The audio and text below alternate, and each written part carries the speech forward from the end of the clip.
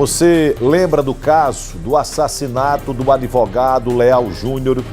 Aquele advogado assassinado ali na região dos Jardins e que a esposa dele à época é uma das acusadas de ter encomendado o crime do advogado. A audiência está acontecendo agora no Tribunal de Justiça do Estado e é para lá ao vivo que nós vamos com a repórter Jéssica Cruz. Jéssica, uma ótima sexta-feira para você, bom dia. Oi, Fábio Henrique, ótima sexta-feira para você e para quem nos acompanha. Nós estamos aqui no Fórum Gumercindo Bessa, zona oeste de Aracaju, onde acontece esta audiência. Nós estamos em frente ao local, ao auditório onde está acontecendo a audiência.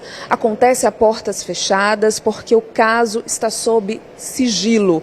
Nós estamos aqui desde cedo e esta é a primeira audiência de instrução do caso. A gente tem aqui o doutor Anselmo. Pode dar uma palavrinha com a gente agora, doutor Anselmo, que representa um dos réus, aquele que é apontado como suposto executor desse crime. Qual é a fase aqui agora? A defesa está com a palavra? Exatamente. No momento agora, após a acusação, representada pelo Ministério Público, 2 promotores presentes, bem como a chance de acusação. Então, a primeira testemunha que foi ouvida, está sendo ouvida, inclusive, nesse momento, é a testemunha vítima, que fica sobrevivente, que no veículo estava tanto a vítima, fatal, o doutor Lael, e o seu filho. Então, agora mesmo, ele está sendo ouvido, acabou a parte da acusação, fazer os questionamentos, e agora está com a defesa, seguindo a sequência da denúncia. Ou seja, no primeiro momento agora, quem está com a palavra é a defesa da doutora da acusada, doutora Daniela. Agora, o senhor tem o que de específico para falar hoje com relação a esse réu, o cliente do senhor? Porque ele chegou a confessar a participação nesse crime, a ser o executor, ele chegou a dizer isso lá atrás nas investigações? Então, é importante a gente frisar que, assim, hoje é a primeira audiência de instrução. Então, o momento da gente agora é de focar no depoimento das testemunhas, analisar os depoimentos. Então, o que nós temos nesse processo e que já foi divulgado, inclusive, porque a gente respeita também que, vale frisar, que é um processo que está em segredo de justiça, Então, algumas informações não é o momento ainda da gente poder trazer, até para que não atrapalhe o decorrer da instrução. Mas foi notório, então vocês, inclusive, a grande imprensa fez uma cobertura, quando houve a prisão dele, então ele ali estava desacompanhado de advogado e houve, então, um acolhimento de um relato dele. Então, quando nós tivemos o primeiro contato com ele, ainda no COP, nós percebemos algumas marcas de lesões na sua face.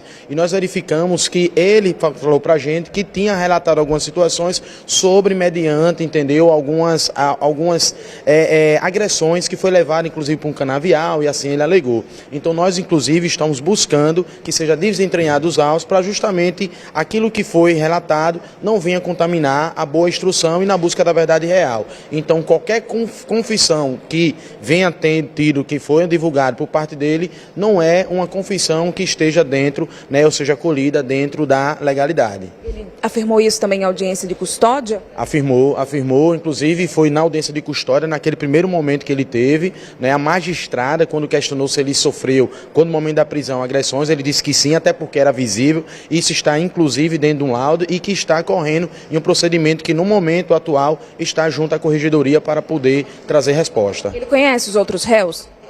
Não, aí eu vou limitar agora, porque é questão de mérito, entendeu? Então não digo nem que sim, nem que não, porque é dentro da instrução que a gente vai estar acompanhando e ver se existe ou não algum vínculo, ainda não é o momento da gente adentrar nessa seara. Alguns advogados defendem que o sigilo deve ser quebrado. Como é que o senhor se posiciona? Então, eu me posiciono no sentido de que seja mantido.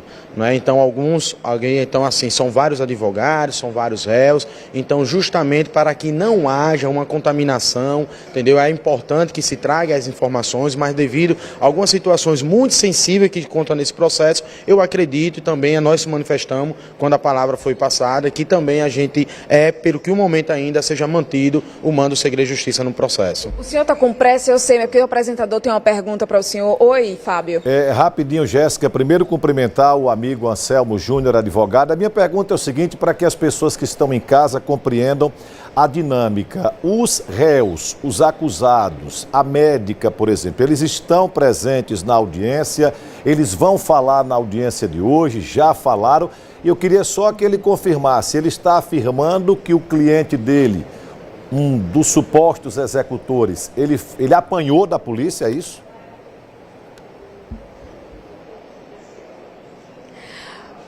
O Fábio Henrique ficou na dúvida, então ele quer que o senhor esclareça, seja bem claro. O réu, o cliente do senhor, apanhou da polícia? Isso é notório. Ele consta, ele afirma isso. Existe um laudo no feito, né, nos autos de lesões. Existem fotos, né, ainda da audiência de custódia, as marcas são visíveis. Ele já relatou, confirmando que sim, que quando do momento da prisão dele, ele foi conduzido para um canavial onde lá ele sofreu agressões. Inclusive, existe um processo que está apurando justamente essa prática que foi cometida contra ele. Doutor, muito obrigada. Vou liberar o senhor e vou responder a sua pergunta, Fábio, porque nós estamos aqui desde cedo, nós acompanhamos, inclusive, o momento em que a médica, a Daniele Barreto, chegou aqui ao fórum. Na verdade, ela ficou logo ali na frente no hall, mais cedo, antes dessa audiência, e depois ela chegou aqui pela porta da frente. Ela entrou no auditório de cabeça erguida, estava acompanhada dos seus advogados, de alguns parentes, eu imagino, que podem ter contato com ela nesse momento. Além dela, os outros 6 réus também estão aqui no fórum, estão naquela salinha ali, ó, temos policial ali, aquela salinha ali do canto é onde estão os réus, os 6 réus, que são 2 mulheres e 4 homens. Entre esses homens, justamente o cliente do Dr. Anselmo, que é acusado, é apontado pela polícia, pelo Ministério Público, como executor da morte, do assassinato do advogado José Lael. A gente lembra que o José Lael morreu no dia 18 de outubro de 2024, no ano passado. Ele tinha saído de casa, segundo as investigações, ele estava atendendo a um pedido da doutora Daniele, um pedido de tomar uma açaí. E ele saiu, foi até uma lanchonete junto com seu filho que conduzia esse veículo. Nesse momento em que ele passa ali pela Avenida Jorge Amado, zona sul de Aracaju, bairro 13 de Julho, é que ele é alcançado por 2 homens que, segundo as investigações e as imagens, estavam em uma motocicleta e os disparos acontecem. O filho é atingido, o Lael também, mas o Lael não resistiu. Como bem disse o advogado, o filho do José Lael foi ouvido, ele não está aqui no fórum, ele foi ouvido por videoconferência. Aqui nós temos as presenças dos advogados de defesa, de testemunhas, dos réus e da promotoria também. O promotor de justiça, o Rogério, que inclusive conversou mais cedo com a gente, falou sobre a necessidade de quebra de sigilo desse processo, falou sobre muitas coisas e sobre a prisão domiciliar da Daniele Barreto. Vamos acompanhar? O processo corre em segredo de justiça por uma decisão da magistrada. Tanto o Ministério Público quanto a assistência à acusação postularam juízo ao levantamento do sigilo, que o processo torna-se público. Houve uma decisão inicialmente no sentido de manter o sigilo. O Ministério Público vai insistir no levantamento do sigilo e essa decisão cabe à magistrada, que deverá decidir num sentido ou no outro. Então nós não podemos adiantar qual é a decisão, porque nós não vamos efetivamente participar dessa decisão, apenas requerendo o levantamento do sigilo. A Daniele está em prisão domiciliar e a alegação da defesa foi que ela precisava cuidar dos filhos, só que ela não tem, me parece, a guarda desse filho. Seria necessária essa prisão domiciliar? Veja, desde do momento em que a Polícia Judiciária concluiu as investigações, ou se encaminhava para a conclusão das investigações, que foi requerida e decretada a prisão preventiva de todos os envolvidos, tanto o Ministério Público quanto o Poder Judiciário em primeiro grau e em segundo grau entenderam pela necessidade da prisão preventiva. Todavia, em recurso aos tribunais superiores, a acusada logrou êxito em ser beneficiada pela prisão domiciliar, sob o fundamento de que supostamente estaria cuidando os cuidados com seu filho menor. Há informação de que indica que o filho está sob a guarda de terceira pessoa, da avó. Portanto, penso que a causa de pedir para se transformar uma prisão preventiva numa prisão domiciliar, ela efetivamente não restou comprovada, mas esse juízo de valor foi feito pelo Supremo Tribunal Federal ou pelo STJ, não sei qual dos 2 tribunais concedeu a prisão domiciliar, Mas veja, precisamos de novos argumentos para se postular por uma prisão preventiva. Mas nós entendemos que deveria ter sido mantida a prisão preventiva da acusada, da mesma forma que todos os acusados encontram-se custodiados preventivamente.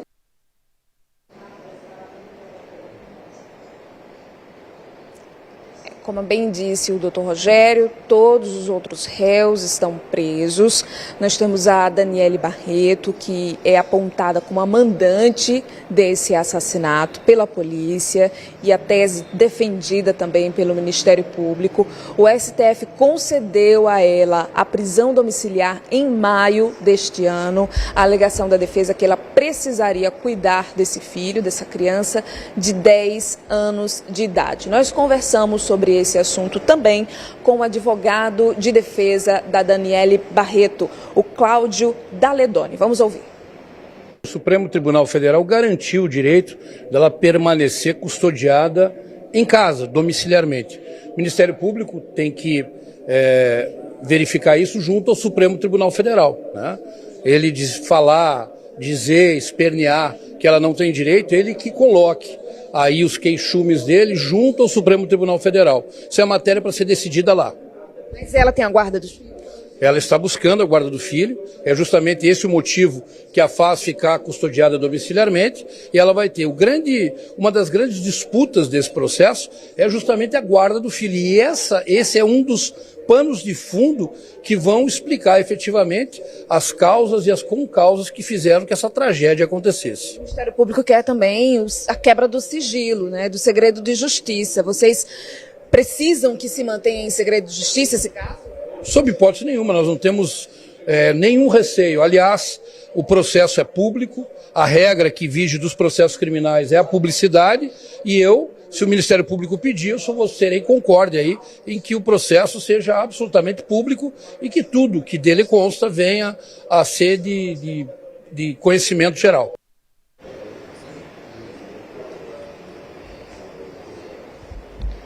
Eu perguntei também sobre as condições desse relacionamento da Daniele Barreto com o marido, o advogado José Lael, que morreu aos 42 anos.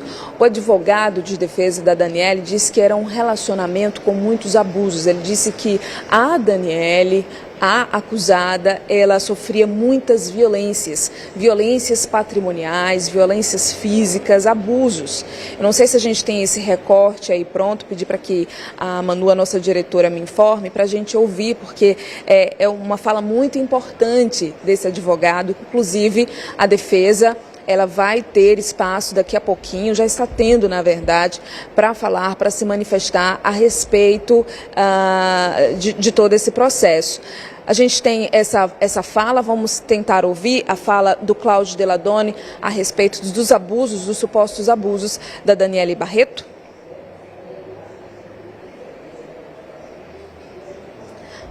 A Manu acabou de me informar que a gente não tem ainda esse recorte aqui pronto, mas é isso, ele fala sobre esses abusos, sobre essa violência que ela sofria. É importante falar sobre violência patrimonial, porque a polícia, quando fez uma coletiva lá atrás, detalhando essa investigação, falou de uma possível separação, né, de um possível envolvimento aí também de interesses financeiros, de uma quantia, inclusive, que estava ali envolvida em torno do relacionamento e que os dois eram interessados a respeito dessa quantia. Então, são elementos que fazem parte, que dão robustez a esse processo, às investigações.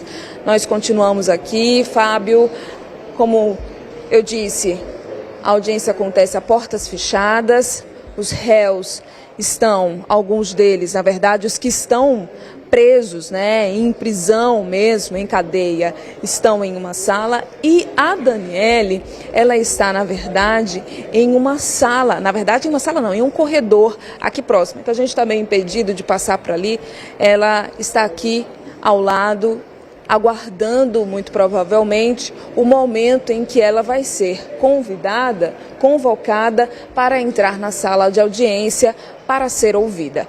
Mas ela aparentemente está muito bem.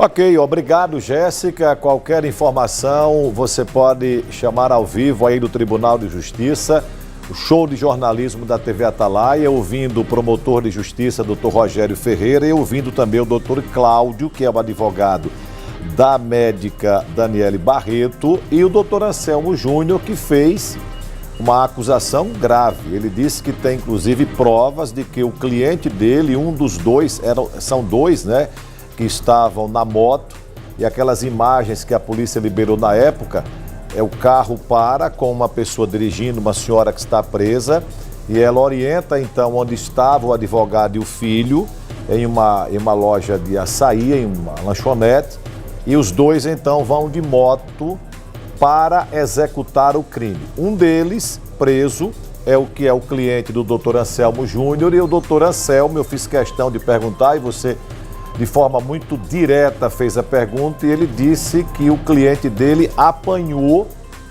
para confessar o crime, que foi levado inclusive para um canavial. Ou seja, é uma informação grave que nós vamos buscar também o delegado de polícia que comandou esse inquérito para saber exatamente o que aconteceu. Jéssica, alguma outra informação? Você fica sempre de olho na porta aí para ver se abre a porta, né, Jéssica? Não. Tô de olho. Na verdade, os policiais estão ali. Quando eles se levantarem, é sinal de que algum réu vai sair daquela sala. Mas, como você disse, é uma acusação muito grave por parte da defesa desse homem que é apontado como um dos executores do caso Lael. Ele disse claramente aqui que o réu, o cliente dele, foi vítima de violência, foi espancado pela polícia durante depoimento. Isso é muito grave. Ele disse que não ia, se aprofundar aqui no processo, que não ia comentar muito sobre o caso, porque estava em segredo de justiça. Inclusive, a defesa da Daniele Barreto, a promotoria, o Ministério Público defendem que o sigilo ele acabe, que o caso se torne público, mas a gente viu a fala do advogado, do suposto executor, de que é interessante para ele que o caso se mantenha sob sigilo. Não quis se aprofundar, mas deu essa informação muito importante, reafirmando que o cliente dele teria sido espancado pela Polícia Civil. Ok, obrigado, Jéssica. Você pode me chamar a qualquer momento. E é importante que fique claro que nós não estamos afirmando que o cliente do Dr. Anselmo, acusado de ter sido um dos executores, um dos matadores do advogado Lael Júnior, foi espancado. Nós não estamos afirmando isso. Quem afirmou foi o advogado. É uma afirmação extremamente grave, e que por isso eu fiz questão de que ele confirmasse essa informação. Com a palavra Polícia Civil, ele disse inclusive que o cliente dele foi levado para um canavial para ser espancado pela polícia. Uma declaração, repito, extremamente grave. Só para a gente mudar de assunto, coloque agora a imagem, atenção, a imagem do momento em que a médica doutora Daniele Barreto chega ao Tribunal de Justiça. Lembrando que ela está em prisão domiciliar, ela acompanhada aí por vários advogados. O advogado que falou conosco foi o doutor Cláudio, esse que aparece aí em frente, no momento em que ela está chegando ao Tribunal de Justiça. Lembrando que ela está em prisão domiciliar, por isso chega tranquilamente pela porta da frente. Os demais presos chegam através da viatura do sistema prisional. Esse é o momento, então, a imagem exclusiva da TV Atalaia. Este é o momento em que a doutora Daniele Barreto chega ao Tribunal de Justiça para acompanhar a primeira audiência. Você ouviu há pouco o promotor Dr. Rogério Ferreira, você ouviu o advogado, você ouviu o advogado Anselmo Júnior, enfim. Você acompanha o show de jornalismo da TV Atalaia em um dos casos que gerou grande repercussão em todo o estado e no Brasil. A doutora Daniele, que você está vendo aí, é acusada de ser mandante do crime que vitimou o advogado, que era o marido dela, Leal Júnior. A qualquer momento, então, novas informações aqui na TV Atalaia, no show de jornalismo. Atenção! Nós iniciamos o Balanço Geral de hoje e no Jornal do Estado vamos ter uma matéria completa sobre a primeira audiência do caso do assassinato do advogado Lael Júnior. E você está acompanhando agora imagens dos homens, esses estão presos, acusados de terem participado da execução do advogado Lael Júnior. O momento em que eles estão chegando ao Fórum Gumercindo Bessa para a audiência. As imagens exclusivas da TV Atalaia. Agora, neste momento, nós mostramos no início do programa. Os advogados chegam com a médica Daniele Barreto. Ela é acusada pela polícia no inquérito, no momento em que ela chega, e pelo Ministério Público, de ter sido a mandante do crime do advogado Lael Júnior. Ela está agora no Fórum Gumercindo Bessa, você está acompanhando as imagens do momento que ela chega. Aí você pergunta por que os acusados chegaram algemados com a roupa do presídio e ela chegou vestida de forma normal e sem algemas, porque ela está em prisão domiciliar, determinada pelo STJ ou foi pelo Supremo Tribunal Federal. Os acusados chegaram dessa forma e ela chegou sem algemas e com os advogados, porque, eu repito, ela está em prisão domiciliar. Na reportagem, Jéssica ouviu o Ministério Público, ouviu também o advogado de defesa e os detalhes completos você vai acompanhar no Jornal do Estado sobre este caso, um dos casos que mais chocaram a sociedade sergipana e que repercutiu muito em todo o Brasil.